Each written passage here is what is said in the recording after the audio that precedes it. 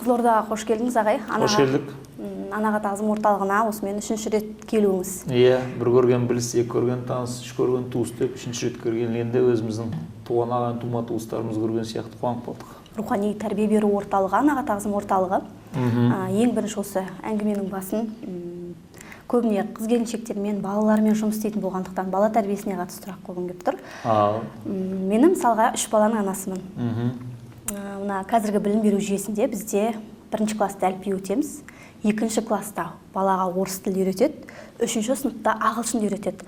Менің қызым келіп, мен орысша өзімнің ойымды жеткізе алмай жатырмын, курсқа берші мені дегені алаңдатады. Өйткені бастауыш 4 класста балаға өзінің қазақ тілі, өзінің елінің тарихы фундамент болып қалану керек сияқты. Сіз қалай ойлайсыз, шет тілін қай жастан бастап қай класста үйрету керек? Енді жалпы енді озық ойлы елдердің бәрі, дамыған елдердің бәрі енді үйтіп бірден басталып шет тілін үйретпейді енді. Бәрі бірінші ана тілінде фундаменттерін қалыптастырып алады, одан кейін барып кетеді ғой енді. Оның үстінен адамның бейсанасы, түпсанасындағы фундамент қаланатын уақыты өзі 98% 6 жасқа дейін қаланаттағыны, одан кейінгі құндылық тәрбиенің бәрі өзі 12 жасқа дейін, қыздар 12, ұлдар 13 жасқа дейін ғана қалыптасаттағыны, одан кейін өзі ол басқа рационализмге қарай ауысады. Сондықтан енді педагогикаңды сіз заңына салатын болсаңыз, егер сіздің ғылым білім министріңіз егер педагогиканың заңымен жүремін, соны тәртіпті бұзбаймын дейтін болса, онда 12-13 жасқа дейін ешқандай шет тілін үйретпеу керек.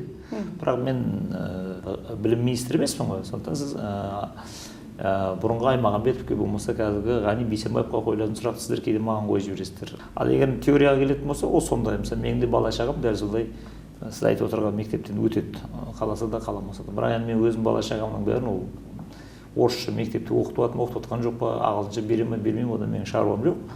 Олар жүрдім бардым оқып жүре береді, олар әншейін 5-6 сөзін жаттап алады. Мен барынша оларға өзінің ана тілінде, онында да ана тіліндегі құндылықтар дегенде ол жай ғана құндылықтар емес, оны ғылымдар екіге бөліп тастайды өзі. Оны трансцендентті құндылықтар деп айтады. Трансцендентті құндылықтар деген адамның көкірегі ғайыппен бір ұлы мұратпен байланып тұрмайтын болса, түбінде ол бәрі шөгеді. Сондықтан бұл адамның болмысының түпкі көзге көрінбейтін іргетасының бәрі рухани біліммен, ана тілі арқылы өзінің шежіресімен, тарихымен қаланады. Енді егер бұндай тәрбиені бере алмайтын болсаңыздар, егер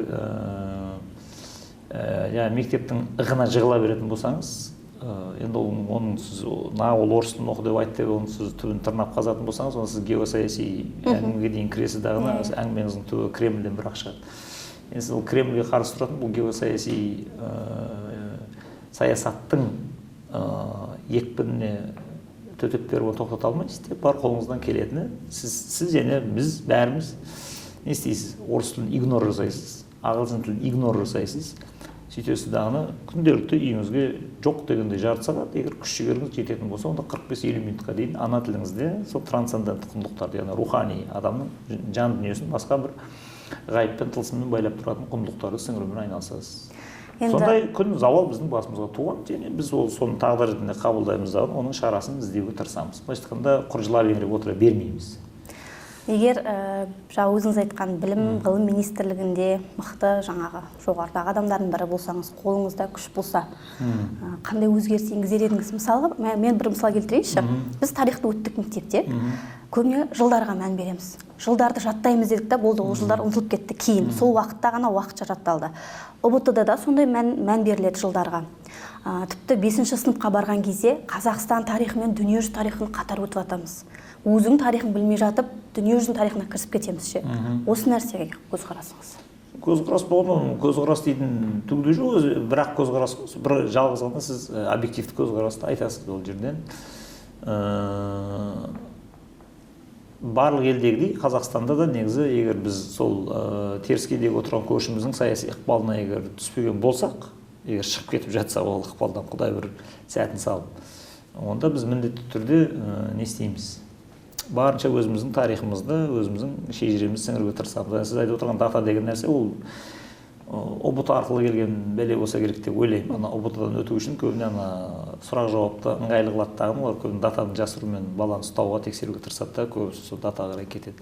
Негізі енді менің оқыған оқуым бойынша бұл экзистенциализм деп аталады. Яғни экзистенциализм деген сөз адамның ішкі дүниесінде көрінбейтін жан сарайы дейсіз ба, жан дүниесі дейсіз ба, рухы дейсіз ба, не десеңіз деңіз. Сол көзге көрінбейтін адамды адам қылып тұрған жаңағыдай ішкі бір интеллектуалдық әлемі, ол көзге көрінбейтін. Сол адамға ғана тән қадірі қасиеттің сыртқа шығатын сәтін экзист деп айтады. Экзистенс, яғни сыртта тіршілігін жасау деген сөз. Оның бәрі мейірім, махаббат, досқа адалдық, жаңағыдай тағдырдың салған қиындығымен бетпе-бет келу, қайса рух, сонымен ұстаса кету деп аталады. Егер сіз жаңағы өткен тарихты оқытқан кезіңізде сол құр даталап жаттата бермей, ана адамның ішкі дүниесіндегі адами қадір қасиеттің тасып сыртқа төгілетін сәттері, олар қай кезде досына адал болды, қай кезде ел үшін өлді, қай кезде олар тапқырлықпен, шешендікпен сөз сөйлеп шығып кетті, сондай нәрселерді үйрететін болса, ол әлдеқайда әсерлі болады. Сондықтан өзі мына экзистенциализмнің негізін қалаған деп айтады енді. Жалпы туыны түрткі болған адамды Данияның философ ойшылы, жазушысы Сёрен Кьеркегард деп аталады.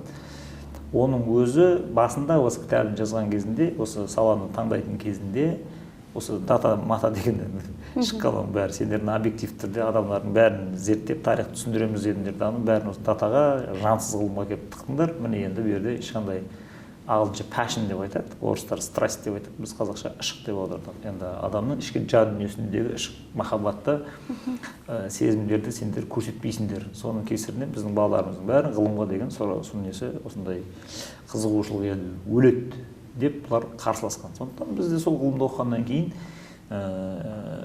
өзі егер байқасаңыз, біз соңғы жазып шығарған өз тұлғатану бойынша жазылған белсенді болмыз. Оның ішінде мысалы соңғы қазіргі заман қазақтың қазіргі заман тарихы бар. Оның ішінде мысалы Өзбек Әлжанбек мысалы 60-шы, 70-шы, 80-шы жылдардағы мәдени майдандағы шайқастар. Сосын Қаныш Сәтбаев бүгін шыққан ғылыми майдан бүгін презентациясы болайын деп отырған. Ол жерде біз тарихты баяндаған кезде құр даталарды бытырлап жазып кете бермейсің, түкті әсер бермейді. Оның ішінде ана бала оқыған кезінде сол тарихтың қойнауына қойып кіріп кету үшін сен экзистенциализм әдісін пайдаланасың. Яғни жерде ішік эмоция ойнап отыру керек, адамның жан жүрегі қатысып отыру керек болады. Құр цифрларды қоя беретін болсаңыз, балаңыз алып лақтырып тастайды болды. Енді оны істей алса, енді білім министрі оны істей алмай отырғаннан кейін аузыңды құрғақ шөппен сүртіп отыра бермей, жарайды, біз жанама түрде балама ұсынайық деп, оны біз балама ұсындық. Сондықтан балаңызға соны оқытасыз, сен не істейсіз? Сонда егер сіз жаңағыдай қолыңызда сондай күш болса, осы бағытқа? Осы бағытқа, экзистенциализм бағыты бойынша біз түсіндіруге тырысамыз. Зейінді бір нәрсеге шоғырландыру үшін біз не істей аламыз? Мысалға, қазір TikTokқа кірсек кіріп кетеміз. YouTube'тан подкаст көрейікші, ол қызық екен. Бірақ барлығы уақытша да, ал бір нәрсемен сіз мысалға бір кітап шығару үшін 6 ай уақыт жұмсайсыз. Тек бір ғана адамның өмірін мына жағынан да, мына қырынан да зерттеп, оқырманға бір тұшымды, пайдалы контент, пайдалы дүние беріп отырсыз. Зейінді осылай бір арнада ғана ұстап отыру үшін не керек? Мен бұның психологиялық қырының сырын білмеймін, шынымды айтсам, мидың ішінде не болып не қойып жатқанын. Мен жалпы психологизммен болмаса жаңағы миды зерттейтін ғылыммен ауырмаймын. Соны зерттеп, соның түбіне қазатын болсам, сол жерден мен бірдеңе тауып аламын деген дәмем де жоқ. Себебі мынау логика адамның ішкі көрінбейтін әлемі, болмаса жаңағыдай не дейміз, рухани әлем дейсіз ба? Егер сол жағынан келетін болсаңыз, бұны тек жауапкершілік феномен деп қана түсіндіреді. Яғни адамды, бұны сіз Құранның қиссасымен ғана түсіндіре аласыз. Яғни адам атаны жаратқан кезінде барлық тау-тас бүкіл жан-жануардың бәрін жинап әкелді, мен сендерге бір аманатты жүктейміз. Егер аман сақтайтын болсаңдар, сендерге марапат бар. Егер ақиретте тексерем, ол аманат жоғалатын болса, бәрінің мойнын жұлам деп, бәрі қорқып қашып кетті, адам атағаны қалып, мен алам деді. Жарайсың, батыр екенсің, бірақ енді сөзіңді қайтып кері ала алмайсың, айтылған сөз атылған оқ деді, алсам алам деді, тұрып алды, не болды деді. Құдай өзінің құдірет қолына қондырған жаңа мейірім махаббатты алып келді. Мынаны көрдің ғой, мынаны қазір жүрегіме қондырамын, жүрегімде мейірім махаббат тұрған кезде тіршілікте жанды жансыз заттың бәріне іші бауырың елжіреп, жақсы көріп тұруың керексің. Бірақ егер осы жүрегіңдегі мейірім махаббат кететін болса, онда ақиретте мойныңды жұлам деп айтты дейді. Сосын тұрып жарайды, мен күресемін, бірақ қиналған кезде көмекке келесің бе деп айтты. Қиналғанда мені есіңе ал, сосын мен де сені есіңе алып қасыңа табылам деп айтты. Бірақ енді осындай батырлыққа барғаның үшін мен саған қазір көмек беремін. Үш түрлі нәрседен сақ бол. Біріншісі жаңағы мен арам деген ас суды татып алмайсың, екіншісі әуретті жеріңді жауып жүр. Үшіншісі бос сөз, бос әңгіме, өсек сөзден тыйыл. Тіл деген өте қауіпті құрал. бұл бос сөз бос әңгімеге үйір болатын болса жүрегің қатайып мейірім махаббаттан жұрдай боласың. Сондықтан бұл өте қауіпті қару болғаны үшін де оны үш қамалдың түбіне жасырдым. 32 тіс, екі жақ, екі ерін. Осы үш қамалды бұзып өтіп, бұл бос сөзге үйір болатын болса, онда сенің тағдырың күл талқан болады деп айтты дейді. Соны мақұл деп бұл жауапкершілікті арқалаттан жерге кетті дейді. Егер сіз қазір де осы жауапкершілікті сол киелі кітаптар арқылы, қиссалар арқылы арқалап, мен мына дүниеде бос сөз, бос әңгімеден тыйылып, жүрегімді бір мейірім махаббатқа толтырып, бір жанашырлықпен өмір сүремін дейтін болсаңыз, онда сол арқалаған жауапкершілігіңіз сіз мынандай әртүрлі мәнсіз мағынасыз нәрселерден тыйып тұрады. Сондықтан неғұрлым сіз көбірек арқаласаңыз, арқалаған жауапкершілігіңіздің салмағы артқан сайын сізді езет тағын, осы нығыздайды кәдімгідей. Сіз әлсіреп құлап қалудың орнына езіліп жаншылып, керісінше нығыздалып, тығыздалып күшейе түсесіз. Бұны жаңа Ницшенің айтатын сөзі ғой, бізді өлтіре алмаған нәрсенің бәрі біз қайратты қыла түседі деп айтатын себебі сол. Бұны біршеден аркамен де салыстырады. Яғни мына үйді соққан кезде, қорғандарды арканы соққан кезінде тастар бір-біріне қалап, мындай доға жасайды дағы төбесінен пәленбай тонна тас үйіп ұстаған кезде соның салмағымен езіліп, жаншылып бір-біріне кіргетті, ол берік болып қалады.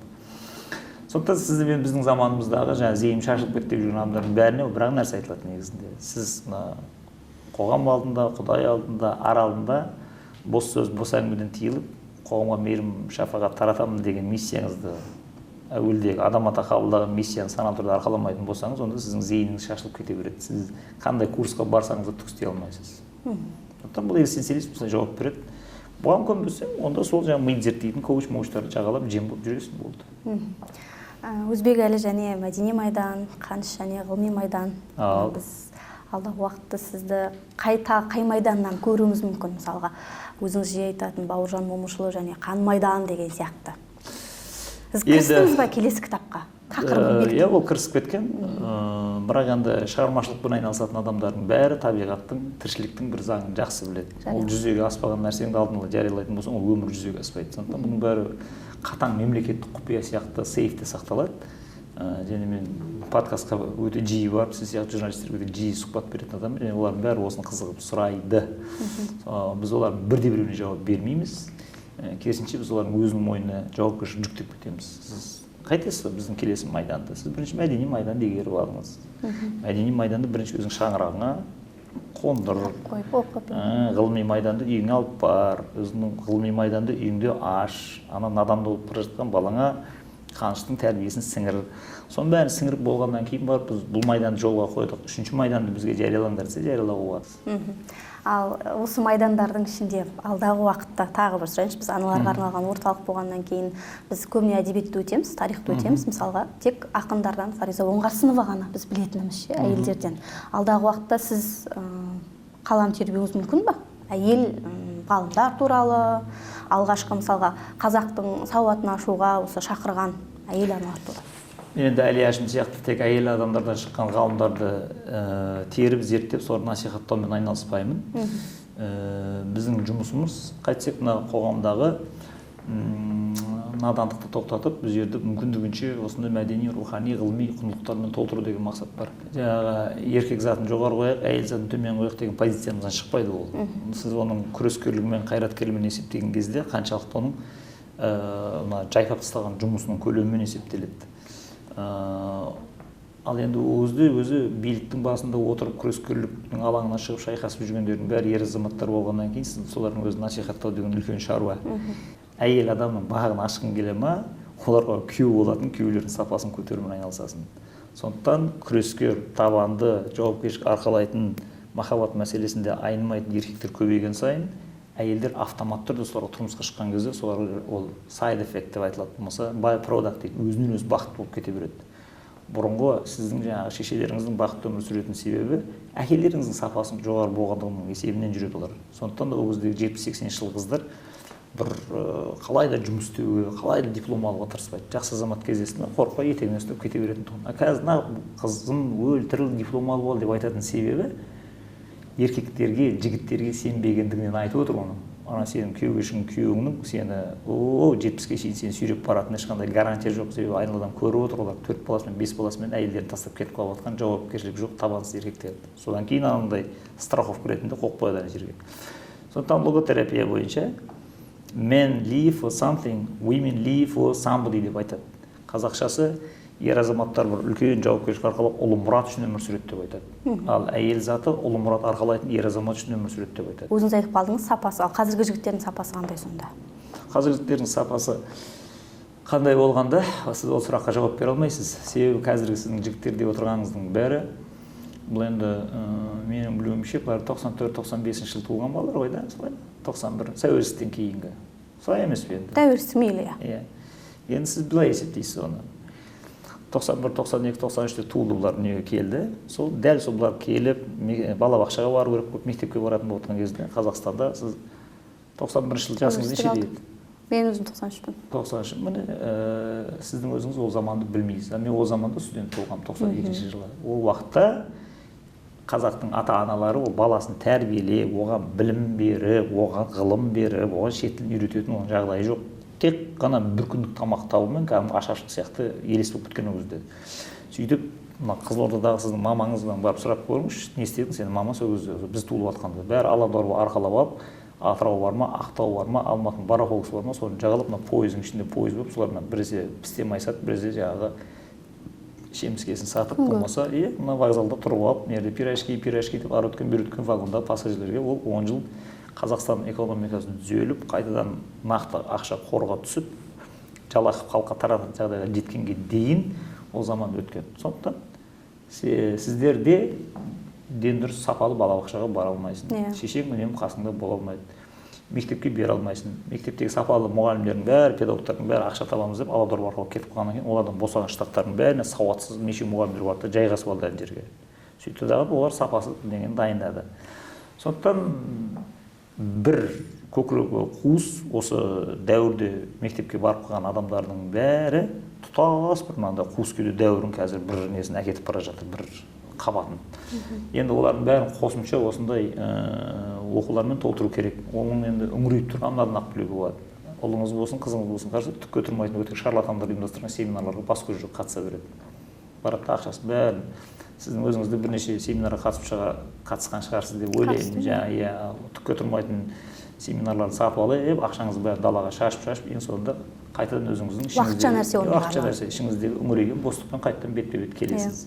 Сондықтан сіздердің буындарыңызды біз сияқты алдыңғы аға буын не істейді сосын? Мыналар бізді сіңірген құндылықтарды сіңірген жоқ, мына тарихи тізбек үзілді, мыналар үзбекте қалып кетті. Бұны енді орысша шахтер под завалом деп айтады. Ол не деген сөз? 600 метр шахтада көмір қазып отқан кезде жаңағы ұшқын шығып кетіп, гүрс етіп, метан жарылған кезде адам көміліп қалып кете ма? Сол сияқты ана көмірдің астында тас қараңғыда туннельді қағып кеткен шахтер сияқты сол 92, 93, 94, 95-те мектепке барған балдарыңыздың бәрі сол неге түсіп қалады ана жерден. Не істеу керек енді? Алдыңғы қолында шырағы бар құтқаратындар, артқа қарай қайырылады тағыны сіздердің буынды қазып алады ана жерден. Сіздердің жұмыстарыңыз не болады енді? Сіздердің жұмыстарыңыз өздеріңіздің арттарыңыздан өсіріп жатқан балдарыңызды дәл сіздің тағдырыңызды қайталамас үшін қуыс кеуде ғасырын одан сайын құтыртып жібермес үшін асқындырып. Отбасы крестомая шығарған құндылықтардың бәрін аласыз да балаңызға үйретесіз. Сондықтан кешке үйіңізге барғаннан кейін шаршадым, мен оны аналар үйінде пәлен сағат жұмыс істеп келдім деп айта алмайсыз. Егер үйтетін болсаңыз, сіздің балаңыз тағы да қуыс кеуде болып өседі. Қазір ақшам кішкене көбейді, сапалы мектепке беріп, балама репетитор жалдайды деп одан дәметпей ақ қоямыз. Бұл балаңызға құндылық бермейді көкірегіне, ол құрал ашып береді. Сондықтан бір жылдығын ойлаған ел бидай егеді, 10 жылдығын ойлаған ел ағаш егеді, мәңгілігін ойлаған ел баласының жүрегіне ізгіліктің дәнін егеді, ізгілікті алып егесіз. Вот мәселе шешілді. Яғни қуыс кеудені толтыру керек. Мысалға сіз өзіңіз тірі живой пример дейді ғой. Өзіңіздің кенже балаңызды телефон ұстамау үшін, немесе телефонды ұстаудың өзіне шарт қойып. Мен ойлаймын, сол сіз көп айтасыз, бізге жаңағы Өзбекәлі Жәнібеков, Қаныш Сәтбаев барлығы кішкентай кезінен молдадан хат танығасын, осындай құндылықтарды өсіргесін үлкен ғалым болып шықты деп. Алдағы уақытта сіздің кенже балаңыз, кенже балаңыз да бір аты шыққан адам болады шығар деп ойлаймын. Енді ол жерде мынандай мәселе. Енді ол аты шыға ма шықпай ма оны бір Құдай біледі. Оған дейін не хан өледі, не өгіз өледі деген сияқты кім бар кім жоқ екен. Ол жерде тәжірибе жасап жатқан сияқты көрінесі керек. Жарайды, мақұл. Енді бірақ мен сияқты істеп жатқандар да бар. Енді 100-ден жүйрік мыңнан тұлпар деген бар. Сосын енді ол жаңағыдай Құдайдың сыйы кімге түсетінін тағы да біз білмейміз. Сондықтан мен оны үлгі ретінде көрсете беремін. Бұл енді ғалым бола ма болмай ма біз оны білмейміз, бірақ ол жоқ деген кезде өмірдің қиыншылықтарымен бетпе бет келе алатын, сол пайғамбарлардың қайраткерлігін сіңіріп алып өзінің арбасына сүйреп кететін адам бұл минимальный. Егер максимум дәрежеде одан да жоғары биіктікті бағындырса тіптен жақсы. Бірақ жалпы осы енді құндылықтарды үйретіп отырған Қазақстанның түкпір-түкпірінде қаншама ата-аналар бар, әйтеуір осында біздің кітаптарды алып алып бүкіл күшін соған салып жатқан. Ол Қазақстанның бір түкпірінде, бір ауылда, бір фермада отырған бір сауыншының баласы болуы да мүмкін. Солай жарқ етіп бір күн шығуы мүмкін 20-30 жылдан кейін. Сондықтан біз есепті, қисапты соған құрамыз. Әйтеуір Қазақстанның бір түкпірінен біреу жарқ етіп шыға келсе, бақыр қазан қайнаса бәріміздің бағымыз деп соған үйіміз. Енді үлгі ретінде негізі былай жасалады деп мен өзім балама сол қиссаны үйретіп әдейі айтқызып қоямын, ана жерде қоятын себебім сол. Өйткені жұрт біздің оқырмандар ойлауы мүмкін, Санжар елдің баласын бәріне мынаны жаттап ит қиссамен өсе күшті болады деп айтады, өзінің баласы жаттамайды деп айтпасын деп мен сендер көрсетейін қандай болатын деп. Ал енді осы жерден бір әңгіме шығып кетеді. Мен осы балалардың бәріне осы қазақша құндылықтарды, қазақша тәрбиені сіңірдім ғой. Сол сіз айтып отырған жаңағы английский дейсіз ба, жаңағы русский язык дейсіз ба, математика дейсіз ба, соның бәрін олар онсыз да әшейін сол жүріп үйреніп алып мысалға. Оларды арнайы оқытқан жоқпын. IELTS алдыңғы үшеуінің бәрінде бар мысалға. Олар оны бір мақсат тұтып, үйде бір жиналыс ашып, балам, ағылшын тілін үйренбесең жерде қаласың, бүкіл күшің соған сал деп күңіреніп отырмаймыз ол жерде. Үйренесің ба ағылшын, барған жерден бар да, үйренді, ананы ала сал дейсің, бұл жай ғана. Ал күңіреніп айтатын әңгіме, балам, егер мына әдепсіз болып өсетін болсаң, қазақы рухани құндылықтарды сіңірмей өсетін болсаң, айтпады деме. Қуыс кеуде өсетін болсаң, тағдырдан таяқ жейсің. Ертең өмірің неше түрлі соққылар бетіңе шапалақпен ұрған кезде есіңді жинай алмай қаласың әлде. Оны күңіреніп айтасың. Қалғандарын күңіренбей айтасың. Акцентті қайға қоятынымызды білуіміз керек. Ұлттық құндылықтарды сіңіру бағытында жұмыс жасаймыз. Ол кішкентай бала болсын, бағана өзіңіз көрген қолөнер бар. Сіздің жаңағы әлдеден эпосқа дейін кітабыңызды басшылыққа ала отырып тілге тиек деген бағдарлама рубриканы түсіріп бастадық. Ол 2-3 минуттық қана нәрсе болуы мүмкін, 5 минут әрі кетсе, бірақ бір санында жаңылтпаштың пайдасы. Екіншісінде мақал-мәтел, үшіншісінде сол кітаптан жұмбақты жасырып жауабын тапшы, біздің комментарийге жаза кет деген сияқты. Cocomelon көргенше осыны көрсін, қазақша контент көрсін деген мақсатта. Бірақ соның өзінде екі ой болады. Біз телефонда насихаттап жатқан жоқпыз ба, көр бізден деген сияқты. Телефон ұстатқан дұрыс па, неше жастан ұстатқан дұрыс? Сіз өзіңіз, мысалға, неше жастан беріңіз кенжеңізге? Мен кенжемен мүлдем телефон ұстатқан жоқпын. Бұл телефон деген менің үйіме пандемияның кезінде ғана кіріп кетті. Оған дейін мен біреуіне мынандай смартфон ұстатпайтын тұғым. Ана кнопкасы бар телефонда Nokia-ның өзін есейгенде ұстайтын тұғымдағыны өзімен ауылда тұратын тұғым. Телефонды ол мектеп бітіргеннен кейін ғана ұстайсың. Пандемияның кезінде кіріп кетті да, ойбай сабағымыздың бәрі телефонда болды. Оның өзімен басында компьютермен бірақ телефонға оқып қойдым. Ана менің 7 балам бар, 7 жақтан жамырап, сабақтардың бәрі қатар болып тағыны телефонға талас басталып кетті. Сосын амалдың жоғына мен оларға телефон алып бердім мен жерден. Сосын олармен бақылауым әлсірегеннен кейін әр жерде олар бұзып кесіп ойнай бастады. Қалай пандемия бітті, телефондарын қайып сыпырып алдым, мен бақылау қойып тастадым. Одан бөлек телефонды бермегеннен бөлек мен жазда лагерде өзімнің қара шаңырағым бар, мына ауылда Шымкентте, ол бос тұр. Енді әке-шешеміз дүниеден өткеннен кейін ол үйде тұратын ағамыз жоқ, оның бәрі қалаға көшіп кеткен, сол бос тұрғаннан кейін мен оны алдым да жаздың лагерге айландырып жібердім.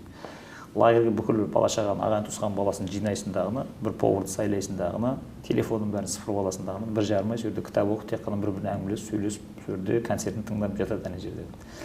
Бұл да бір құрал ретінде мен қатты қолдандым.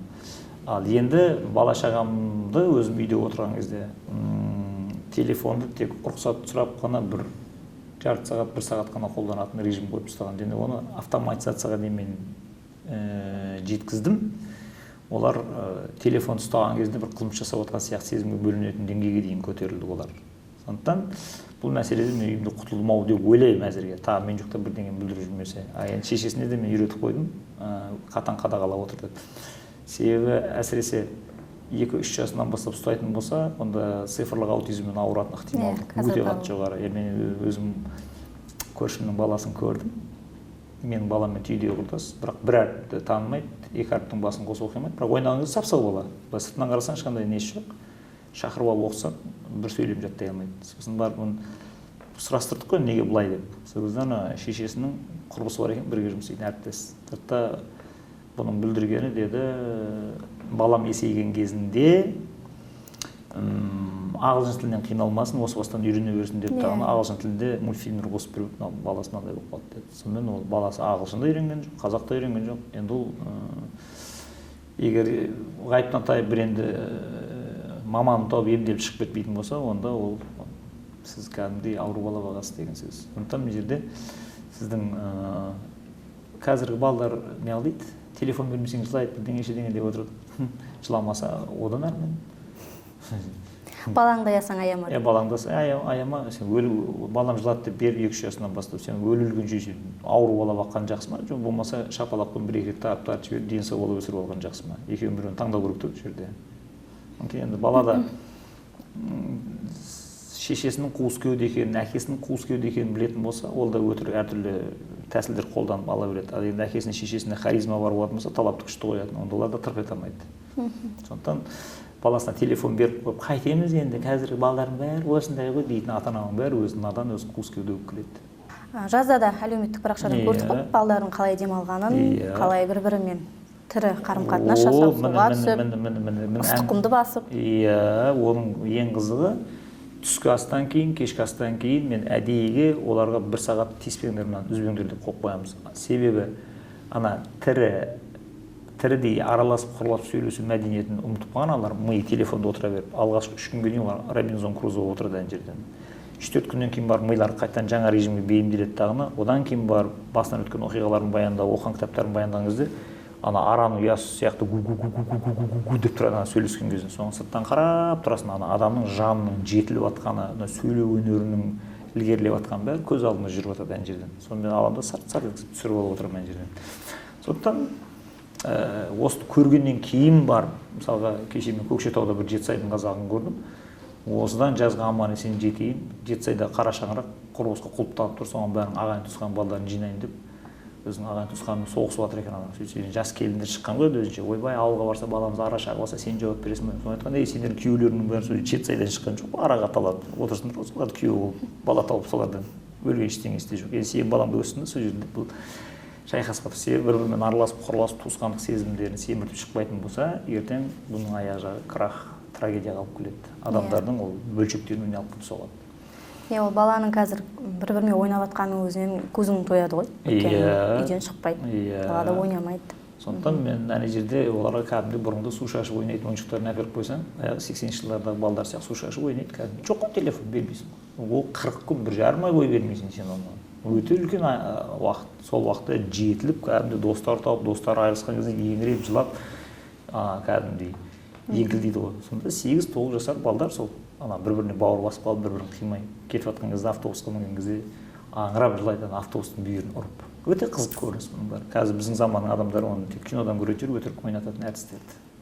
Дұрыс айтасыз. Бұрын әкемізден қорқатын едік, әкенің қабағынан қорқатынбыз, әкеміз тамақ ішіп болғасын ішетінбіз деген сияқты пікірді үлкендерден көп естиміз. Қазіргі кезде папа тұра тұршы деп әкесінің сөзін бөліп жіберіп жатады. Қалай ойлайсыз, бұл заман талабына сай осылай болу керек пе, әлде әкеге деген құрмет төмендеп кетті ме бізде? Жоқ, одан емес.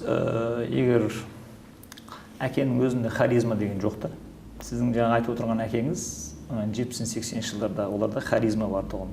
Олар белгілі бір жауапкершілікті арқалап, көп нәрседен тыйылып өмір сүргеннен кейін оларда бір әкелік мыс болатын тұғын.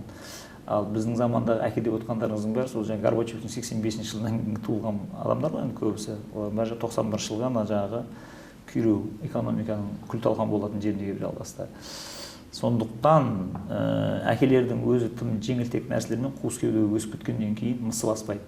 Сондықтан да жаңағы күйеуде сес болмаса, әйелінде ес болмайды деп айтатын себебі сол. Ал енді ол еркектің сес басып тұру үшін жаңағыдай Карл Густав Юнгтың айтатын ғой, діннің харизмасы болу керек деп айтады. Ал олар енді ондай нәрсені тұтынбайды, рухани нәрселерді барынша. Қазіргі әкелеріңіз мынандай ғой, мысалға, мүмкіндігінше моральдық императивтерді, мүмкіндігінше рухани жауапкершіліктерді алмау үшін, мүмкіндігінше әртүрлі салафизмді, ваххабизмді сылтау қыла отырып, дінді талқандайтын бір философияны өзінің миында жетілдіріп алуға тырысады. Мен тәңіршілмін дейді, агностикпін дейді, мен атеистпін дейді. Оның бәрі түбін қазып баратын болсаң, мен ешқандай жауапкершілік арқаламаймын деген әңгіме жатыр оның түбінде. Түпкі ниеті соған барып тіреледі. жарайды, мақұл еді, ешқандай жауапкершілік ар болсаң алмай ақ қой. Саған есесіне харизма дарымайды, одан кейін сенен мысық та үрікпейді. Қызың балаңды айтпай ақ қой енді. Мысық та саған ән жерде піштегенге кетпейді да. Сондықтан сіз ана адамның бойына онда үлкен салмақ бітіп, сезбен ықтырып ұстау үшін, әшейін қабақпен басқару үшін сен бір жауапкершілікті алуың керексің. Сондықтан да пайғамбарды көрген кезде дұшпандардың жағы қарсы болатын тіл сөйлей алмайды деп айтатын себебі сол. Анандай деңгейде жауапкершілік арқалап отырған адаммен бетпе-бет келген кезінде жағың қарысады. Сондықтан бұл әңгіменің бәрі былайша айтқанда не сияқты ғой, мен мысық сияқты адам ғой бұл жерде қазір. Сіз мені аспанға қалай лақтырсаңыз да, қандай сұрақ қойсаңыз да, төрт аяқтап келіп түсуім керек. Сондықтан сіздің сұрағыңыздың бәрінің түйіні шешімі бір нәрсеге тіреледі.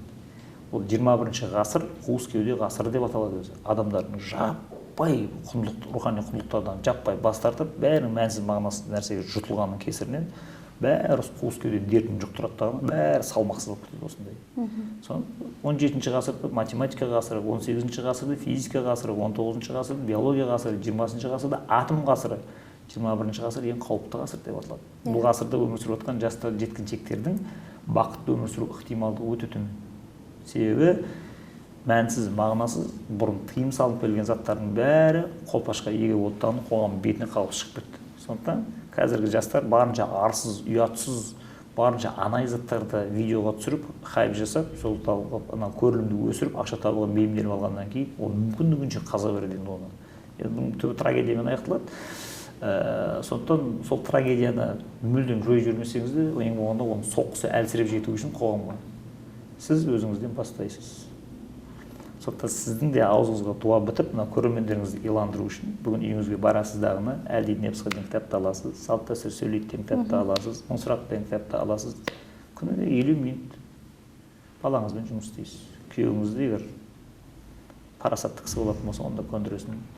Жаным, күнім, келменімен бірге бір мына баланың болашағын жасайық деп. Содан кейін барып соны видеоға түсіресіздер, біз бастадық үйіміздегі мәдени майданды деп парақшаңызға қоясыз. Анаңыздың қай қасиеті ұнайтын сізге? Қалай еркелететін сізді?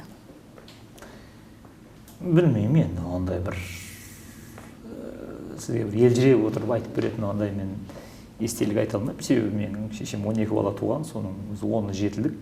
Балдардың арасы бәрі 2 жастан шұбырып топырлап бәрі жүреді. Сондықтан оның үшін сен ерекше жұлып алып еркелетіп отырмайды. Шешеміздің миын жеп қоямыз. Сосын көбіне олар оны жаңағыдай күшпен басқаруға тырысады ғой.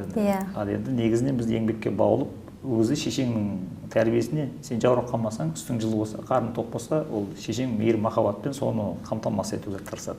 Негізі еңбекке баулып сені жаңағыдай балаңды аясаң аяма дейтін, аямай сені осындай табанды қылып қайрап өсіретін ол әкең. Содан әкең сені қойға да салады, тойға да салады, сені сиырдың да соңына салады, сені огородқа да салады, сені помидорды да жаптырады, сені су жығып келуге де жұмсайды, кішкентай баланы сөйтіп адам өсіп кетеді. Сондай әңгіме. Ал енді біз шешеміз сондай бір қатал болды деп те айта алмайсың. Олардың қаталдығының өзі жаңағыдай сүйіп жасайтын қаталдықтары ғой, жаңағыдай махаббатпен. Сондықтан өте бақытты адам болып өстік деп ойлаймын. Мен бір өзімнің балалық шағымды еске алған кезде бір сондай бір жүрегіме жара түсіретін, қазіргі жастар мода болды, менде детский травма бар деп айтамын. Мен өзімде детский травма көрмеймін былайша айтқанда. Керісінше біздіңкілер оның орны взрослый травма деп айту керек шығар бұл нәрселерді. Көп рахмет сізге. Халыққа ұсынар тұшымды еңбектеріңіз көп болсын.